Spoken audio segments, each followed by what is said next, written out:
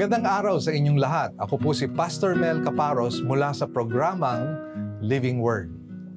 Ngayong araw ng linggo, samahan niyo kami sa pag-alala at pagsiyasat ng 7 huling salita na ibinahagi ng ating Panginoong Hesukristo habang siya'y nasa cross sa Kalbaryo. Ating pong pag-usapan ang unang wikang sinambit ni Jesus.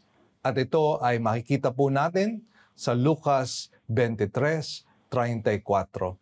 Ito po ang sabi niya, Ama, patawarin mo sila sapagkat hindi nila nalalaman ang kanilang ginagawa. Samahan niyo po ako sa isang maikling panalangin. Aming Amang Banal, kami po ay nagpupuri at nagpapasalamat sa inyo, sa inyong kabutihan at sa kaligtasan galing po sa Panginoong Hesukristo sa Kalbaryo. At sa araw na ito, Panginoong Diyos, ang gusto po namin ay kayo po ay maluwalhati. Kaya po hinihiling po namin ang pagbasbas ng inyong banal na Espiritu upang maintindihan po namin ang inyong salita at ang inyong kalooban para sa amin. Salamat po, Panginoon. Ito po ang samot dalangin po namin sa pangalan ni Jesus. Amen at amen. Isang bagay po na gusto po nating itanong ay bakit nanalangin ang Panginoong Jesus ng ganito? Bakit niya po sinabi, Ama, patawarin mo sila sapagkat hindi nila nalalaman ang kanilang ginagawa? Naniniwala po ako na marami pong kadahilanan kung bakit ang Panginoong Jesus ay nanalangin ng ganito po. Una sa lahat, nanalangin ng Panginoong Jesus upang matupad ang propesiya sa lumang tipan na nagsasabi na siya ay mag-aalay ng panalangin sa mga makasalanan. Ito ay makikita po natin sa Isaiah 53 verse 12. Ang pagtupad ng propesiya ay isang patunay na ang Panginoong Jesus ang tunay na Mesiyas. Dahilan po sa marami po ang nagpapanggap kung sino po ang tunay na Mesiyas. Kaya po napakahalaga na makita po natin at basahin po natin ang mga aklat, ang aklat ng Mateo, Marcos, Lucas at maging kay Juan. Dahil dito po natin makikita na pinatunayan na ang Panginoong Hesukristo ang tunay na Mesiyas, ang tunay na tagapagligtas. At ito po ay napakahalaga dahilan sa kung hindi po tunay na Mesiyas ang Panginoong Jesus, wala pong kaligtasan, wala pong kalayaan. Kaya napakahalaga na ito po ay maging pundasyon sa ating pag-aaral. Kaya naman po tayo po ay natutuwa na ito pong sinabi ng Panginoong Diyos ay hindi lamang bigkas ng kanyang labi dahilan po sa nararamdaman niya noong mga panahon yun. Ito po ay isang patunay na siya ang Mesiyas. At dahilan po dito, tayo pong nananampalataya sa Kanya. Meron po tayong kagalakan sa ating puso, kapayapaan, na hindi po tayo nagkamali. At dahil hindi po tayo nagkamali, nakasisiguro po tayo na ang kaligtasan ay nasa atin. Ang ikalawang kadahilanan po ay ganito.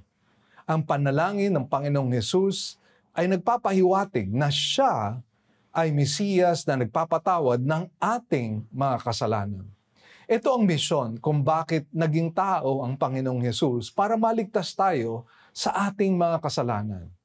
Dahilan po si Adan po ang nagkasala, kinakailangan po na mayroong ikalawang Adan na siyang magliligtas sa atin. Tao ang nagkasala, tao rin ang dapat magligtas sa atin. Kaya po ang Panginoong Jesus, bagamat siya po ay Diyos, siya po ay naging tao para sa ating kaligtasan. At ito po ay tanda ng kanyang pag-ibig, tanda na ang Panginoon natin ay merong pag-ibig at pagmamahal sa sanlibutan. Kaya po tayo ay nagagalak at natutuwa sa katotohanan ito. Dahil kung walang pakialam ang Panginoon, wala pong mangyayari sa atin. Wala po tayong pag-asa. Wala po tayong kaligtasan. Ang ikatlong dahilan po kung bakit nanalangin ng Panginoon ay ito po ay dahil epektibo ang pagpatawad sa kasalanan dahil sa pamamagitan ng kanyang kamatayan at dugo. Ito ang siyang maghuhugas ng lahat ng ating mga nakaraan, pangkasalukuyan at mga kinakaharap na mga kasalanan. Sinasabi ng Biblia na ang kabayaran sa kasalanan ay kamatayan. Kailangan po nating maintindihan na ang Diyos natin, bagamat siya po ay Diyos ng pag-ibig, ang Diyos po natin ay kabanal-banalan. At dahil sa kanyang kabanalan, kinakailangan pong may hustisya. Hindi lang po pwedeng tayo ay patawarin ng Panginoong Diyos na wala pong bayad sa kasalanan. Pero ang napakaganda pong nangyari sa Kalbaryo ay yung pong dapat po nating bayaran ay binayaran ng Panginoong Hesukristo. At dahilan po dyan, mga kapatid, tayo po ay maliligtas kung tayo po ay mananampalataya sa Panginoong Hesukristo. Kaya napakalaki po ng pasasalamat natin sa Panginoong Diyos. Ang ikaapat pong dahilan kung bakit nanalangin ang Panginoon ay para ipakita ang lawak ng kanyang pag-ibig. Pwede namang ipanalangin ng Panginoon na patayin at tamaan ng kidlat ang mga taong nagpapako sa Kanya. Ngunit pagpapatawad ang Kanyang pinanalangin. Ito ay nakapagpapakita ang pinaka-makasalanang mga tao ay pwede ring patawarin ng Panginoong Diyos. Kaya po, meron po siguro sa atin na nag-iisip na pwede pa kaya akong patawarin ng Panginoon? Ako ay napakasalanan. Ako ay napakaraming kapalpakan sa aking buhay. Pwede pa kaya akong mapatawad ng Panginoong Diyos? At ang sagot po niyan, mga kapatid, ay pwede po niya tayong patawarin. Anumang laki, anumang sama ng ating mga kasalanan, ito po ay kayang patawarin ng Panginoong Diyos. Isang bagay lamang ang hindi pwedeng patawarin ng Panginoong Diyos. At yun ay kung hindi po tayo mananampalataya sa Kanya. Kung hindi po natin isusuko ang ating buhay sa Kanya bilang ating Panginoon at tagapagligtas. Ikalimang dahilan po kung bakit nanalangin ang Panginoong Diyos ay ganito. Nanalangin ang Panginoon para maging ehemplo sa atin sa Kanyang pag-utos or pag-uutos na mahalin natin ang ating mga kaaway. Alam po nyo, ang Panginoong Diyos ay makikita po natin na meron po siyang consistency sa kanyang buhay. Ito po ay makikita natin sa kanyang narrative sa Gospels po, sa Mateo, sa Marcos, sa Lucas at sa Juan. Dahilan po sa makikita po natin yung pag-ibig ng Panginoong Diyos. Yung kanyang pagmamahal, maging dun sa mga taong hindi nagbigay ng hustisya sa Kanya. Maging sa mga tao na nagparusa sa Kanya. Maging sa mga taong pumako sa Kanya sa krus. Ang Panginoon pong Diyos ay nagpakita ng tunay na pag-ibig. Alam po nyo, dito mapapatunayan na ang Panginoong Hesukristo ay hindi ordinaryong tao. Siya po ay Diyos. Hindi po siya kagaya natin. Na pag minsan, pag tayo po ay nasaktan, pag tayo po ay naging biktima ng kasalanan ng ibang tao, ay napakahirap para sa ating magpatawad. Ngunit ang Panginoon po ay kakaiba. At dito po natin makikita ang kabanal-banalan ng Panginoong Diyos, na siya po ay higit po sa atin. Higit sa ating kaalaman, higit sa ating katalinuhan, higit sa ating kabutihan, higit sa lahat ng ating pamamaraan. At dito po natin makikita yung pong tinatawag na supernatural na buhay at kapangyarihan ng Panginoong Hesukristo. Ang kanyang kapangyarihan ay hindi lamang po nagmimilagro. Ang kanyang kapangyarihan ay nakapagbabago ng ating mga buhay. At kaya po, kung tayo po ay nananahan sa Panginoong Hesukristo, ang kanyang buhay ay dadaloy po sa atin. At gaya po niya, pwede po nating gawin ang mga nagagawa ng Panginoon, gaya ng pagpapatawad sa mga taong nagkasala sa atin, sa mga taong kinoconsider po nating ating mga kaaway. At yan po ang naging ehemplo ng Panginoong Diyos sa atin. Ngayon, ikalawang katanungan po na gusto po nating sagutin. Sino ang pinanalangin ng Panginoong Hesus?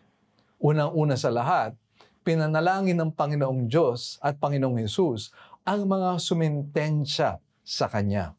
Yung pong mga naging oppressive po at yung pong nag-exercise ng social injustice sa Kanya. Alam po nyo, ang Panginoong Diyos ay free name up ng mga Pariseo, free name up ng mga saserdote, free name up po ng mga galit sa Kanya. Ngunit bagamat ito po ay ginawa sa Kanya, siya po ay nanalangin na patawarin po sila. Ikalawa po, pinalangin ng Panginoong Diyos ang mga papatay or ang mga pumatay sa Kanya. At dito po natin makikita, mga kapatid, na ang Panginoong Hesukristo ay may tunay na pag-ibig. Siya po ay may tunay na awa sa tao. At nakikita po niya na tayo po ay bihag sa kasalanan. Bihag sa ating mga sarili. Bihag sa ating kabulagan. At dahilan po dito, ang Panginoong Diyos ay gusto po tayong patawarin. Gusto po niya tayong yakapin sa kanyang mayamang pag-ibig. Ngunit minsan ang problema po ay bagamat ang Panginoong Diyos ang siyang nagre-reach out po sa atin, tayo po ay tumatalikod sa Kanya. Tayo po ang siyang lumalayo. At ganyan nga po ang storya ng napakaraming mga tao. Ikalawang grupo ng mga tao na kanyang pinanalangin, yung po mga inosenteng, ignorante na nilinlang ng mga liderato ng reliyon ng mga Hudyo.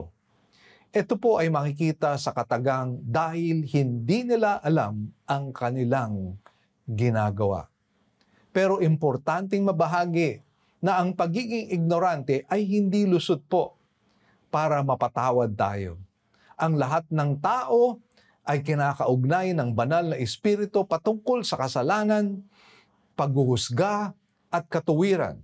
Kaya't ang lahat ay kinakailangang humingi ng tawad at magsisi sa kanilang kasalanan at tanggapin ang Panginoon bilang Panginoon at tagapagligtas ng kanilang buhay.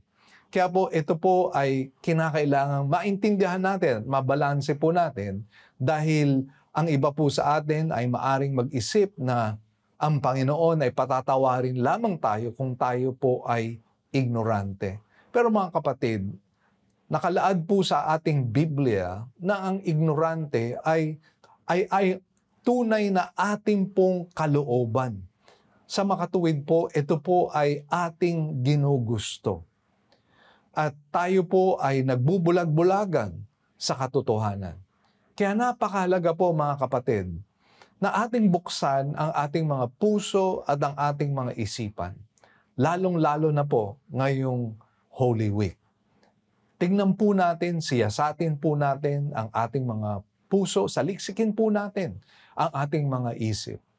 Baka ang kadahilanan sa ating pagka-ignorante ay hindi po kasi natin gustong malaman ang katotohanan. Kaya mga kapatid, maging aral po ito sa ating lahat. At ang ikatlong tanong po na gusto po nating sagutin ay ano ang naging resulta ng panalangin ng Panginoon. Ang panalangin ng Panginoon, ang epekto po ay ganito. Ang paghusga sa bansang Israel ay nasuspinde, na-postpone po ng 40 taon. Ang pagkabagsak at pagkasira ng Jerusalem sa Roma ay nangyari noong 70 AD. At dito po natin makikita, mga kapatid, na ang Panginoong Diyos ay maawain. At dahil sa kanyang awa, nawa ito po ay magdulot ng kapatawaran, ito po ay magdulot ng pagsisisi ng ating mga kasalanan. Mga kapatid, ito po ang siyang ninanais ng Panginoong Diyos sa ating lahat. Ikalawang resulta po, maraming mga Hudyo ang tumanggap sa Panginoon pagdating po ng piyesta na tinatawag pong Pentecost. Ito po ang patunay na ang panalangin ng Panginoon ay taos-puso. Ito po ay hindi lamang bigkas ng mga labi, ngunit ito po ay taimtim. Ito po ay nanggagaling sa kalaliman ng pag-ibig ng Panginoong Hesukristo. At dahil dito, marami po ang naligtas. At alam naman po natin na nangyari, ang Ebanghelyo ay humayo at umabot sa iba't ibang bansa. Maging ang ating bansa, mga kapatid, ay pinagpala ng Panginoon dahilan dito. Kaya mga kapatid, makikita po natin dito ang puso ng Panginoong Diyos. Kaya po, ating pong paniwalaan ang sinasabi sa Biblia na for God so loved the world that He gave His only begotten Son, that whosoever believes in Him shall not perish, but have everlasting life. Ang panalangin ko po sa mga nakikinig po ngayong araw na ito, nawa ang puso nyo ay hinipo ng banal na Espiritu. At huwag na po nyong labanan ang udyok ng banal na Espiritu. Tanggapin nyo po ang Panginoon sa inyong buhay. Tanggapin nyo po siya bilang Panginoon at tagapagligtas. Dahil kailangan po natin ang ating Panginoon para ang ating mga pangalan ay masulat sa aklat ng buhay. Ang kaligtasan ay nagmumula lamang sa Panginoon, sa Panginoong Hesukristo at hindi sa ating mabubuting gawa. Yan po ay nakalaad sa Biblia na ang kaligtasan ay isang kaloob. Ito po ay grasya na nagmumula sa ating mga pananampalataya na siyang kaloob din ng Panginoon. Kaya po, kung tayo po ay nag-iisip na maliligtas tayo sa pamamagitan ng ating mabuting gawa, alalahanin po natin na ang standard ng Panginoon ay perfection. At kaya kailangan po natin na ang tiwala po natin ay sa Panginoon lamang. Kung kayo po ay kinaugnay ng Panginoong Hesus at sa inyong pakiramdam, ito na po ang panahon na dapat niyong isuko ang inyong buhay sa Panginoong Hesus. Pwede po ba kayong manalangin at sundin po nyo ang panalangin na ibibigkas ko? Ngunit, kailangan po nating malaman na ang ating panalangin na pinakikinggan ng Panginoong Diyos ay hindi po yung panalangin galing lamang sa ating labi. Ngunit ang pakikinggan ng Panginoong Diyos ay yung panalangin na galing sa ating puso. Kaya po wala pong magic dito po sa panalangin na ito. Pero kung ito po ay magiging taimtim at isa sa puso nyo, kayo po ay maliligtas. Samahan niyo po ako sa isang maikling panalangin. Panginoong Hesus, salamat po sa inyong mayamang awa. Salamat sa Panginoong Hesus na napako at namatay para sa aming mga kasalanan. At Panginoong Diyos, sa araw na ito, inaamin ko na ako po ay isang makasalanang tao at wala po akong pag-asa na maligtas.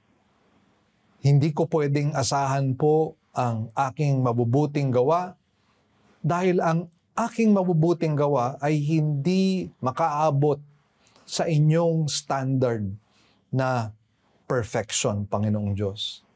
Kaya po ako po ay umaasa sa inyo at sa ginawa ng Panginoong Hesukristo, humihingi po ako ng tawad. At mula sa araw na ito, Panginoong Diyos, kayo na po ang hari, tagapagligtas ng aking buhay. Panginoong Diyos, kaawaan niyo po ako. Patawarin niyo po ako. At tinatanggap ko po ang inyong kaloob ng buhay na walang hanggan. Tinatanggap ko po ang banal na Espiritu na siyang magbabago ng aking buhay. Dahil sa aking lakas ay hindi ko kayang baguhin ang aking sarili. Kaya Panginoong Diyos, ako po ay umaasa sa inyo. Ito po ang aking samot dalangin sa pangalan ni Jesus. Amen. Maraming salamat sa pagsama niyo sa amin ngayong araw na ito. Nawa kayo ay napagpala mula sa mensaheng inyong narinig. Muli, ako po si Pastor Mel Caparos ng Living Word. Samahan niyo po kami ulit bukas para sa patuloy nating pagtalakay ng 7 huling wika ng ating Panginoong Hesus. God bless you all.